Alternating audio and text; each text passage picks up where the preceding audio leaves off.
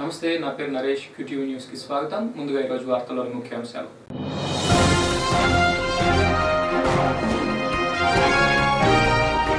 జిల్లాలో ఘనంగా జరిగిన మేడే వేడుకలు, ర్యాలీలు, సమావేశాలతో కదం తొక్కిన కార్మికులు, వాడవాడలా రెపరెపలాడిన అరుణ పతాకాలు.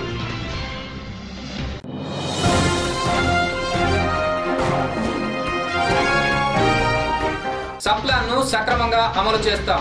ఎస్సీ ఎస్టీ కుటుంబాలను ఆర్థికంగా బలోపేతం చేస్తాం. బ్యాంకర్ల సమావేశంలో మంత్రి రావెల.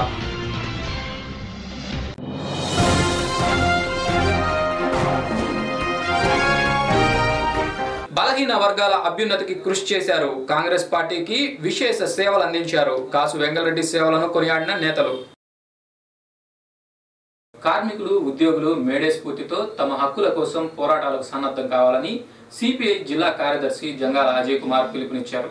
ప్రపంచ కార్మిక దినోత్సవాన్ని పురస్కరించుకొని సిపిఐ పార్టీ కార్యాలయంలో ఆయన కార్మికుల పతాకాన్ని ఆవిష్కరించారు.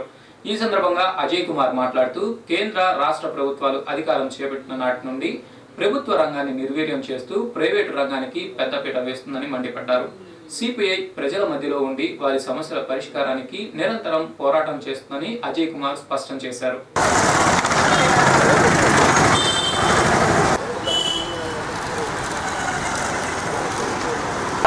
ప్రపంచ కార్మికులారా, ప్రపంచ కార్మికులారా, ప్రపంచ కార్మికులారా, వర్ధిల్లాలి ఎర్రని జెండా. ఓకే,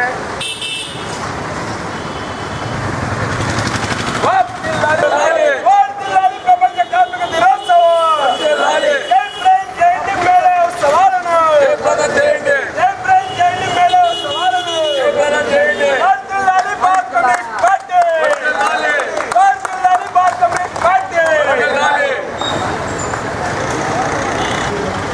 మేడే సందర్భంగా ఈ రోజున ముందుగా సిపిఐ జిల్లా సమితి కార్యాలయం దగ్గర అరుణ పతాకాన్ని ఆవిష్కరించి జిల్లాలో, నగరంలో ఉన్నటువంటి అనేక పేటలలో, కార్మిక కేంద్రాల్లో అరుణ పతాకాల్ని ఆవిష్కరించేటటువంటి కార్యక్రమాన్ని చేపట్టడం జరిగింది.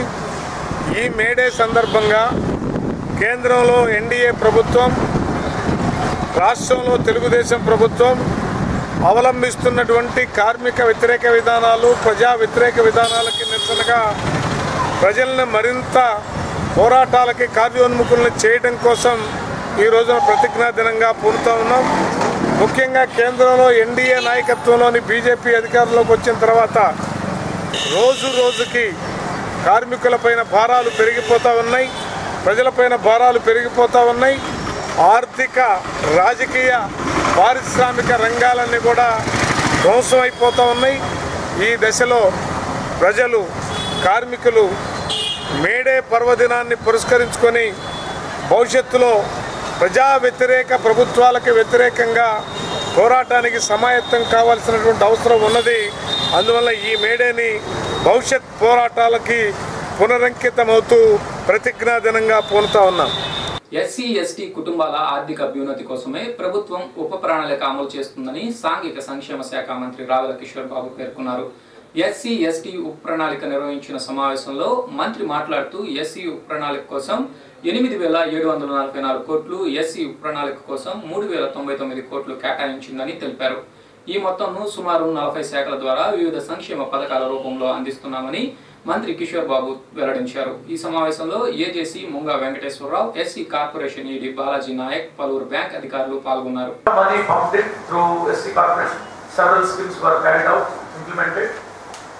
But no schemes. Okay. Now, political parties promoted the culture of non-repayment of the loans. This kind of culture has been nurtured by the various people, and it has gone deep into the system to uplift the poor and needy people by various means. So we are formulating various welfare schemes and implementing the schemes in letter and spirit. Several schemes we have been introducing and we have been implementing. number one, we are strengthening the existing schemes, and number two, introducing new schemes, and number three, spending a lot of money. For example, this year the SC sub-plan budget is 8,744 crores. 8,744 crores is the SC sub-plan budget. And ST sub-plan budget is 3,099 crores. So both put together around 1,200 crores. 1,200 crores we are supposed to spend for the welfare and benefit of SCs and STs for the year 16-17. బడుగు బలహీన వర్గాల అభ్యున్నతి ద్వారానే రాష్ట్రం అభివృద్ధి సాధిస్తుందని నమ్మి తన జీవితాన్ని ప్రజల మధ్యలో గడిపిన త్యాగధనుడు కాసు వెంగళరెడ్డి అంటూ కాంగ్రెస్ పార్టీ మాజీ మంత్రి కాసు కృష్ణారెడ్డి కొనియాడారు. వెంగళరెడ్డి 36వ సంస్మరణ దినోత్సవాన్ని పురస్కరించుకొని నగర పార్టీ కమిటీ ఆధ్వర్యంలో ఏర్పాటు చేసిన కార్యక్రమంలో పలువురు కాంగ్రెస్ నేతలు హాజరై మహానుభావుడికి గన్నెవాళ్లు అర్పించారు. భారతదేశంలో కాంగ్రెస్ పార్టీ ప్రవేశపెట్టిన పలు సంక్షేమ పథకాల రూపకల్పనలో వెంగళరెడ్డి క్రియాశీలకంగా వ్యవహరించేవారని కాసు కృష్ణారెడ్డి వెల్లడించారు.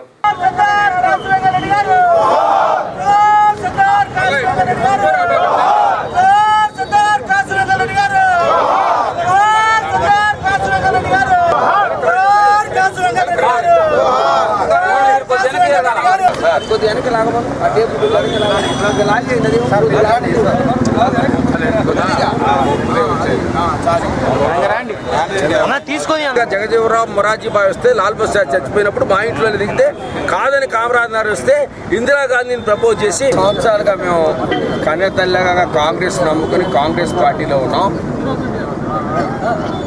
కాసు వెంకటరెడ్డి గారు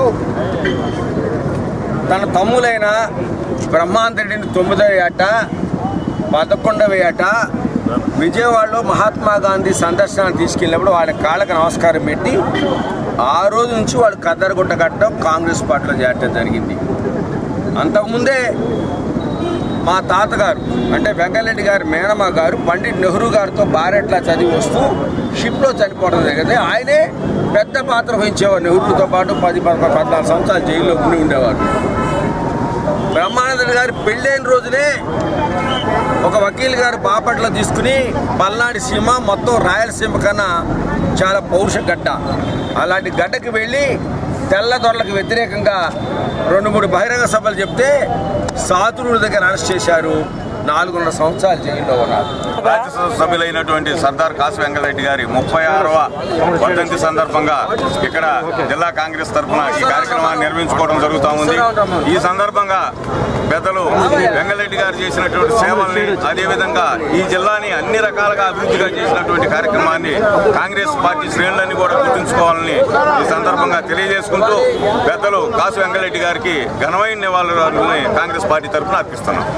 వారు స్వాతంత్ర సంగ్రామంలో పాల్గొని మరి జిల్లా పరిషత్లో చైర్మన్గా పనిచేస్తూ అనేకమైన అణగారిన బడుగు బలహీన వర్గాలకి, ఎస్సీ ఎస్టీ మైనారిటీ వర్గాలకి అనేక మందికి ఉద్యోగాలు ఇప్పిస్తూ మరి అనేక మందికి సేవలు చేశారు. జిల్లాని చాలా అభివృద్ధిగా ముందుకు తీసుకెళ్లారు. వారి యొక్క 36వ వర్ధంతిని ఘనంగా నిర్వహిస్తూ వారికి ఘనమైన నివాళులు అర్పిస్తా ఉన్నాం నగర కాంగ్రెస్. ఓ పక్కన మరి కష్టగా కామ్రేడ్స్కి ఈరోజు ఏదైతే కార్యక్రమం ఉందో మేడే చేసుకుంటున్నామో అదేవిధంగా ఈరోజు మరి మేడే రోజు కర్షకులు కార్మికులు కష్టపడే రోజు మరి సర్దార్ కాసు వెంగళరెడ్డి గారు మరణించారు. పేదల పాలిట ఇదొక ఆయన జీవితాంతం కూడా పేదల కోసమే కష్టపడ్డాడు అని చెప్పేదానికి కూడా ఒక నిదర్శనం అని చెప్పేసి సర్దార్ కాసు వెంగళరెడ్డి గారికి జోహార్లు అర్పించుకుంటూ ఈ జిల్లాలో కులాలకు అతీతంగా రాజకీయాల్లో అందరినీ కూడా సమాన ప్రాతిపదికన ఈ జిల్లాను నడిపించినటువంటి నాయకుడు కాసు వెంగళరెడ్డి గారు. అదేవిధంగా ఈ జిల్లాలో రిజర్వేషన్ లేనప్పుడు ఇప్పుడు చిన్న విరామం.